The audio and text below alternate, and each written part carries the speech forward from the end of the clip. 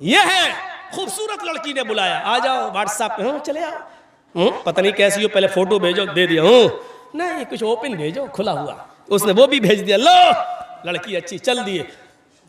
तकवा तो तब है जब बिस्तर पर उसके साथ लेटे हो, दोनों अपने कपड़े उतार रहे हो और उस वक्त ये ख्याल पैदा हो जाए कि दुनिया की सारी निगाहें नहीं देख रही हैं लेकिन अल्लाह देख रहा है, हट लात मारे भग चल, आई हमारा ईमान खराब करने, और उसी वक्त वहां से निकल जाए।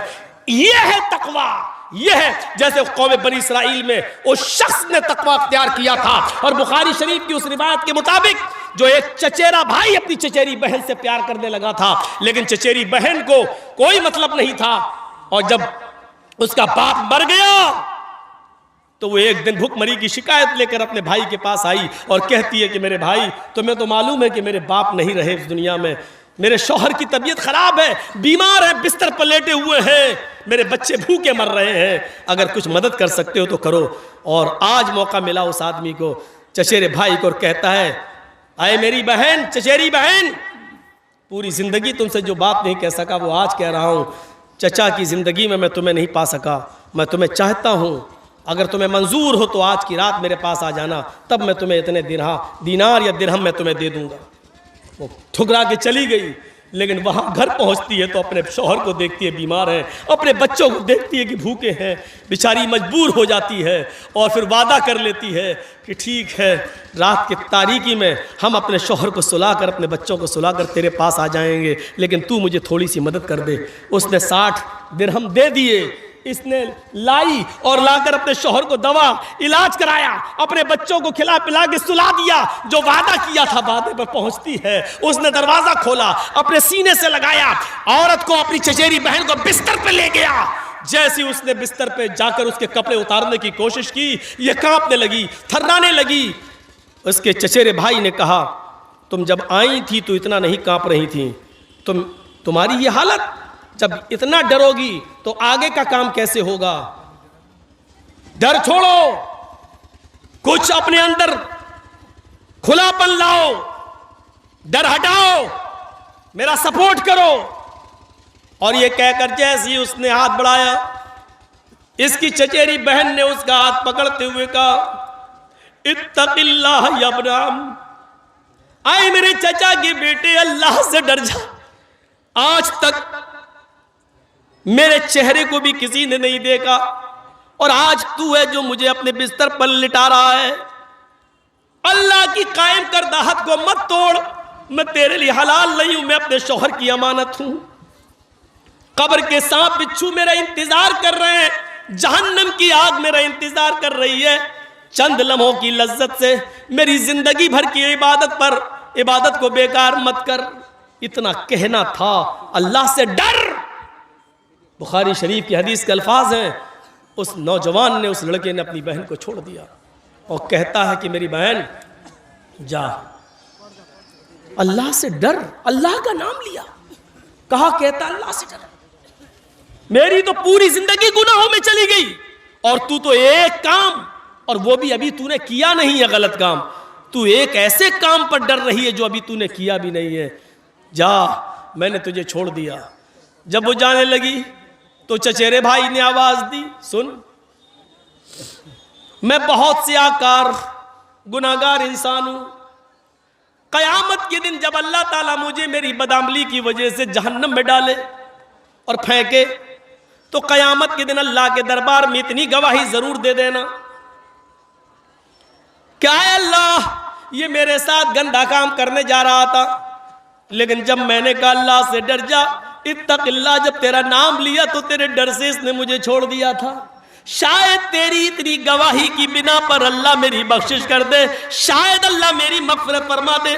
मेरे भाइयों, लड़की मौजूद है, बिस्तर मौजूद है, इसने उस पर काबू भी पा लिया है, ये वादे के मुताबिक चली भी गई है। खूबसूरत जिस्म इसकी आंखों के सामने, लेकिन जैसी कहती है अल्लाह से डर, और उसने अल्लाह के डर को अपने दिल में महसूस करते हुए इस लड़की को नजरअंदाज कर दिया, फिर इसके जिस्म के करीब नहीं गया। मेरे भाइयों, हकीकत में खौफ खुदा इसी को कहते हैं, हकीकत में तकवा इसी को कहते हैं। ये है डर, ये है अल्लाह का खौफ। और ये चीज़ अगर हमारी ज़िंदगी के अंदर आ जाए, ये चीज़ अगर हमारी ज़िंदगी के अंदर पैदा हो जाए, तो हमारी दुनिया भी संवर जाए और आखिरत भी संवर जाए। या अय्युहल्लज़ीना आमनुत्तकुल्लाह हक़्क़ तुक़ाती, ईमानो वालो अल्लाह से डरो जैसा कि उससे डरने का हक है। यह है डर। बातचीत में भी डर होना चाहिए अल्लाह का, बातचीत में भी डर। बातचीत में डर जानते हो क्या है? या अय्युहल्लज़ीना आमनुत्तकुल्लाह वक़ूलू क़ौलन सदीदा, ईमान वालो अल्लाह से डरो और जब भी बात करो तो बिल्कुल दुरुस्त और सीधी बात करो। अल्लाह ने यह नहीं कहा कि सच बोलो, थोड़ा सा समझने की कोशिश करो। सच बोलना एक अलग चीज होती है और दुरुस्त बोलना एक अलग चीज होती है। दुरुस्त, अब दोनों में फर्क बताता हूं। अल्लाह ने क्या कहा? क़ूलू क़ौलन सदीदा, जब भी बोलो तो सीधे सीधे बोलो, दुरुस्त बोलो। पुलिस मौलाना जर्जीस को ढूंढ रही है और पहचानती नहीं है। एक मिसाल दे रहा हूं, ढूंढ नहीं रही है। यूपी में थोड़ी परेशानी होती है लेकिन बंगाल में नहीं। यूपी में तो डॉक्टर कफील जैसे बेचारे परेशान हो जाते हैं। हम भी कभी कभी सलाह दिल में इरादा कर लेते हैं कि अब बंगाल ही में शिफ्ट हो जाऊं, यही महफूज हो। सोचते हूं कभी कभी। कलिया चक के लोग तो कह रहे हैं कि आ जाइए मौलाना यहाँ, हमें बड़ा डर लगता है यूपी में कहीं आपको फंसा ना दे। सोचते हैं यही सेफ जगह है, लेकिन डर लग रहा है कि आजकल जो हालात हैं उसकी बुनियाद पर डर लगता है कि कहीं ये भी इधर भी सेंधमारी ना हो जाए, इधर भी बेईमानी ना हो जाए। और हमें दूसरों से ज़्यादा अपनों से डर लगता है कि हमारे अपने कहीं यहाँ पर बीजेपी की गवर्नमेंट न बनवा दे। उनसे डर लगता है मुझे, उनसे। इस वक्त अक्लमंदी से की ज़रूरत है, अक्लमंदी से काम लेने की, लेकिन दौलत के नशे में आदमी अपनी अक्ल भूल जाता है, अक्ल भूल जाता है। ताज्जुब है यार, जर्जीस साहब मोदी और योगी के खिलाफ बोले तो केस नहीं होता है, और हम अपने किसी मुसलमान भाई के खिलाफ बोल दें तो केस हो जाता है। और वही लोग केस करते हैं बीजेपी और आरएसएस वाले के, तुम इस आदमी के खिलाफ क्यों बोले, इसका मतलब क्या है? तसव्वुर करिए आप, हुकूमत के खिलाफ बोलूं तो केस नहीं होता है, और जो लोग हुकूमत की मदद कर रहे हैं उनके खिलाफ अगर बोल दूं तो केस होता है। इसका मतलब क्या है? हम दूध पीते बच्चे नहीं हैं, बहुत अच्छी तरह समझते हैं। इतनी अकल है मेरे अंदर, ये मालूम है जो लोग हम ही जैसे किसी मुसलमान से जुड़े हुए हैं उनको बुरा लग रहा होगा, मौलाना साहब हमारा खेल खराब कर दे आ गए। खेल, जो गंदा खेल खेला गया है बिहार और की सरजमीन पर, अल्लाह से दुआ है कि अल्लाह उस खेल से हमारी बंगाल की सरजमीन को पाक व साफ रखना। पूरे हिंदुस्तान में कहीं प्रोग्राम नहीं। बंबई वाले कहते नहीं मौली साहब अभी नहीं बुला सकते, यूपी में भी एक प्रोग्राम नहीं हो रहा है, और बिहार वाले तो आज ही आए थे प्रोग्राम लेने के लिए। हमने कह दिया भैया मैं नहीं करूंगा बिहार में।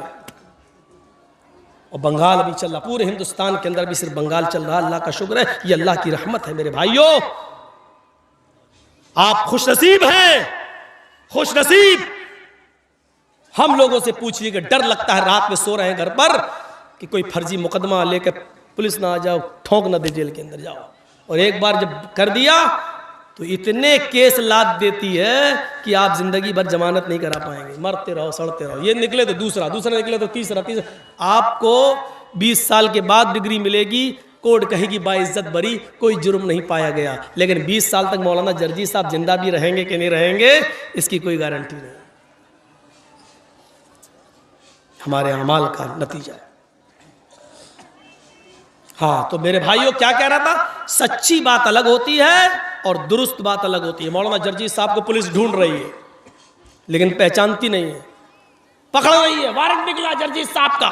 जर्जी साहब पैंट शर्ट पहने हुए, टोपी उतारे हुए हैं, और उन्हीं के पास पुलिस आके पूछ रही है मौलाना जर्जीस को देखा?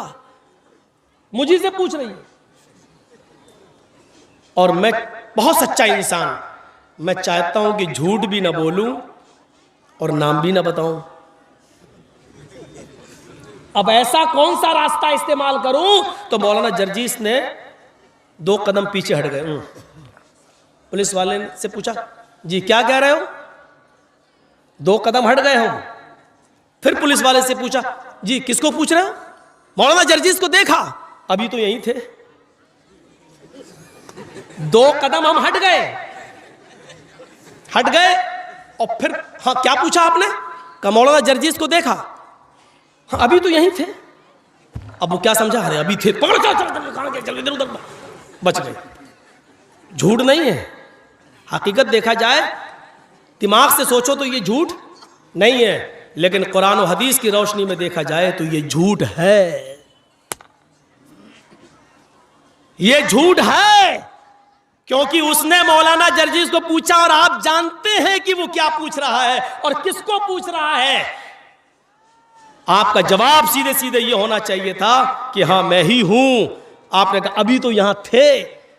आपने उसकी बात का सीधे सीधे जवाब नहीं दिया, घुमा के जवाब दिया। अल्लाह ताला क्या कहता है कि जब भी बोलो तो सीधे सीधे बोलो, दुरुस्त बोलो। यहां ये नहीं कहा जा रहा कि सच बोलो। मौलाना जर्जी साहब कोई बिजनेस करते हैं, माल लाते हैं, मालदा बेचते हैं, कलियाचक बेचते हैं। अब हमारे इटावा में कोई आदमी मुझसे कहता कि साहब माल लेके, अरे कल कहाँ थे? मैं नहीं बताना चाहता कि कलियाचक था, मैं नहीं बताना चाह रहा हूं कि मैं मालदा था। अब वो पूछ रहा है कि बताओ कल कहाँ थे, 12 बजे आप कहाँ थे?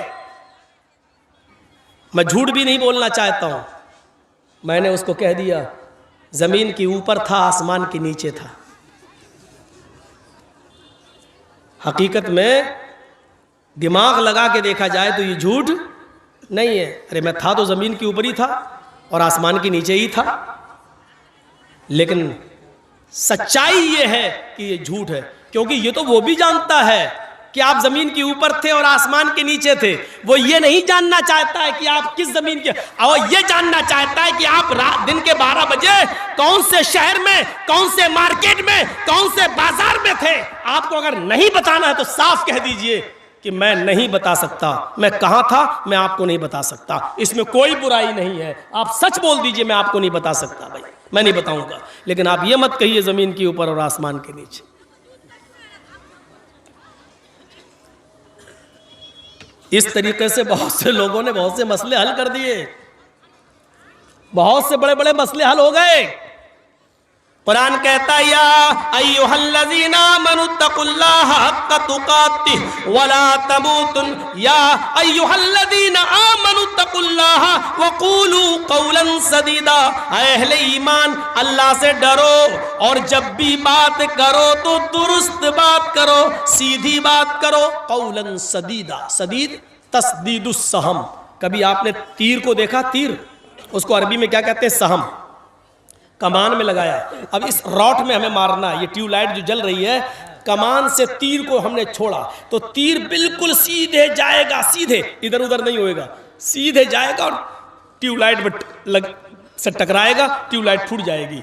तो जैसे कमान से तीर निकलता है वो बिल्कुल सीधे निशाने पर जाता है, ऐसे ही तुम्हारे मुंह से जो बात निकले वो सीधे कहने वाले की मर्जी के मुताबिक हो, उसके पूछने के मुआफिक हो, दाएं बाएं नहीं। यह है तकवा, यह है परहेजगारी। सीधे सीधे बोलिए, घुमा फिरा के नहीं, घुमा फिरा के नहीं।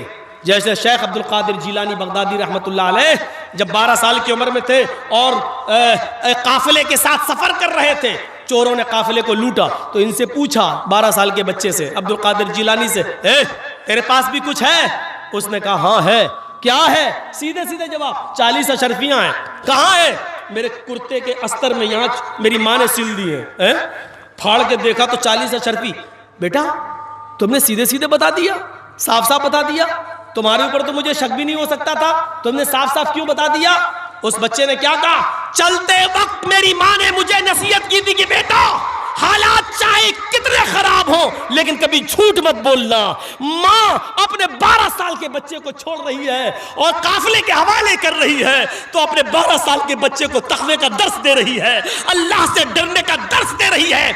आजकल की माएं अपने बच्चों को 12 साल की उम्र में पैंट की चैन खोल के खड़े होकर पेशाब करवाती है नाली में।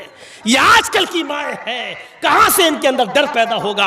वो 12 साल का बच्चा और उसकी मां कह रही है बेटे हालात चाहे कितने खराब हो लेकिन कभी झूठ मत बोलना। और अल्लाह ने इस बच्चे को जब सच बोलने की तौफीक दी और दुरुस्त बात कहने की तौफीक दी तो इसका नतीजा ये निकला कि चोरों के सरदार पर, डाकुओं के सरदार पर इसका ऐसा असर पड़ा कि उसने कहा आय अल्लाह, इस बच्चे ने रास्ते में अपनी मां का इतना कहना माना, इतना कहना, और हम तो आज तक तेरी नाफरमानी करते आए हैं, मजबूर लोगों का माल लूटते आए हैं, बेकस और बेसहारा लोगों को हमने और बेसहारा कर दिया है। अल्लाह से हम तौबा कर रहे हैं और सबका लूटा हुआ माल उनको वापस कर दिया। मेरे प्यारे साथियों, और वो सब पक्के सच्चे नमाजी बन गए, परहेजगार बन गए, मुत्तकी बन गए। ये एक 12 साल के बच्चे को उसकी माँ ने जो नसीहत की थी उसने उस पर अमल करके दिखाया। ये है तकवा, ये है परहेजगारी जो हमारी जिंदगियों में नहीं आता।